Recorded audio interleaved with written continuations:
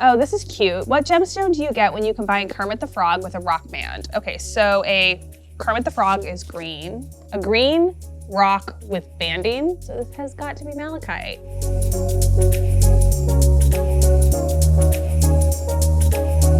Okay, we're gonna open this up. 3, 2, 1. Yowzers, that's beautiful. Oh my gosh. It's green. Heavy. This right here is malachite. We can see some banding right there.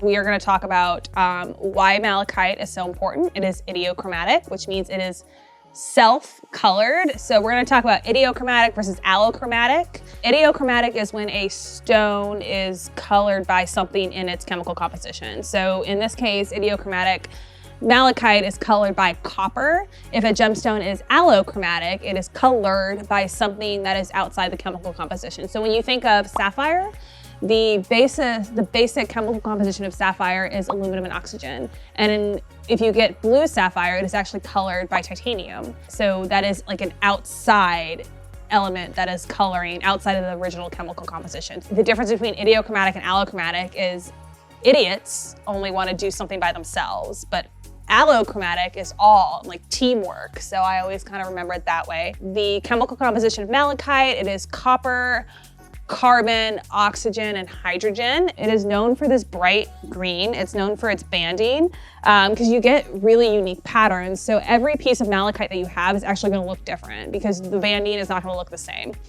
So depending on where and how you cut the stone, you could have the same piece, but 2 totally different stones. And that's what's so cool is it's so unique. I want you all though to do one thing right now for me. I want you to like, subscribe, and ring that bell because we've got some pretty cool stuff coming up. Should we get another box? Thank you. 3, 2, 1. Now this thing looks like a brain. If this was any other color, this would be really gross. All right, so this piece right here, this is malachite. So something that we need to talk to or speak to is that you have this kind of weird structure. I always thought it looks like bubbles of material. This is called botryoidal. So it's this kind of like brainy, bubbly look, and it's can be really gross looking, but it's also super cool because what's neat about it is that you can see this banding on the side.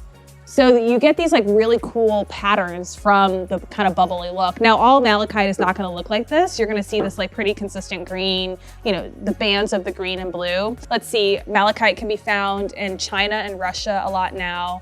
We have pieces found in the Congo, Arizona. Hey y'all, shameless plug. We're gonna talk a little bit about the cis gemology reference. It's called the SGR. So what's super cool about this is it's basically like it's like an encyclopedia of gemstones that we actually developed here at Jewelry Television. And what's super neat is that sometimes on the channel, we'll actually have specimens that are featured in the book. And hence me giving a shameless plug of the SGR.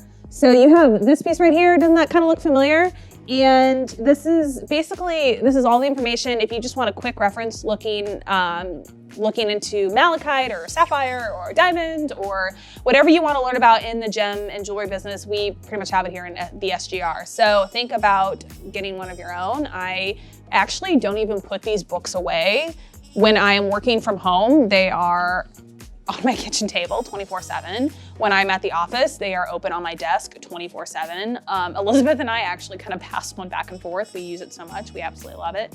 So just something for you guys to check into if you are a gem lover like myself. All right, so when we talk about gemstones, we often have different specimens, and those different specimens will exhibit different features of the stone. But anyways, this piece right here I think is super beautiful because you get that bright green that malachite is known for, and I think it's obvious why this was actually used in paint. I mean, who wouldn't want that bright, beautiful green?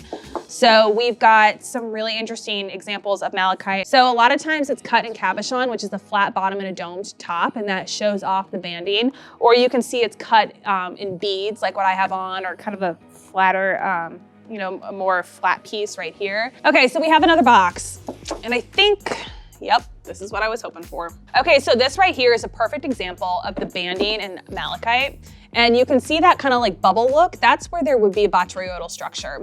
So Malachite was actually used by ancient Egyptians, Europeans, and Mayans for decorative purposes. And that could be anything from like carvings to maybe jewelry. The Mohs hardness scale, which we've talked about before, malachite is only about a 3.5 to a 4. So this isn't a piece that if you're buying jewelry, I would be like knocking your ring on. Another thing I want you all to take a look at, we've actually done a video about azure malachite. You can check that out. I'm gonna pop up the link on the screen. Take a look at how those blues and those greens interact and how beautiful that stone is. It's definitely something I would add to your collection no matter what. All right, so another thing to be careful about with malachite, whether you have a mineral specimen or piece of jewelry, it actually has perfect cleavage in one direction. And that basically means that if you hit it just the right way, it'll just and that is why we are always careful with mineral specimens. That is why we don't drop boxes. That is why you just always need to treat your gemstones and jewelry and mineral specimens with the utmost care, regardless if it's a 1 on the Mohs scale or a 10 on the Mohs scale. And if you're interested in buying malachite jewelry, we actually do have some here at Jewelry Television. I was excited to talk about this. I've been in the business 10 years and consistently malachite is one of my favorite stones. All right, time to take a closer look. I want y'all to take a closer look at that banding right there and look at the beautiful colors.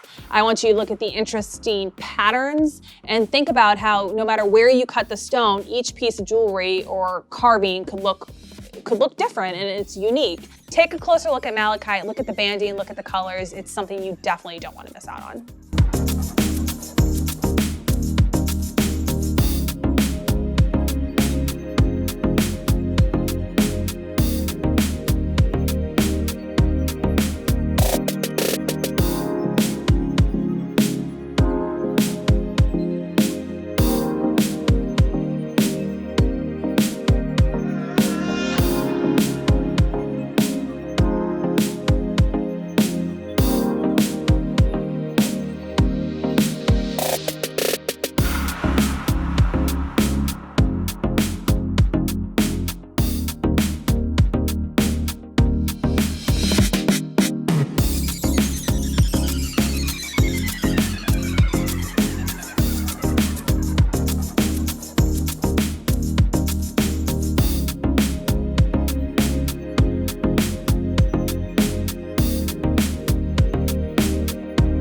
I feel like I just did a brain dump of science, and it's always fun to share that information with you all. I hope you learned something. I hope you remember science is super cool, but it's super, super cool when you're learning with rocks and chemistry and geology, oh my. So study hard, work hard, and don't forget to like, subscribe, and ring the bell, and come back and see us soon. Thanks, y'all.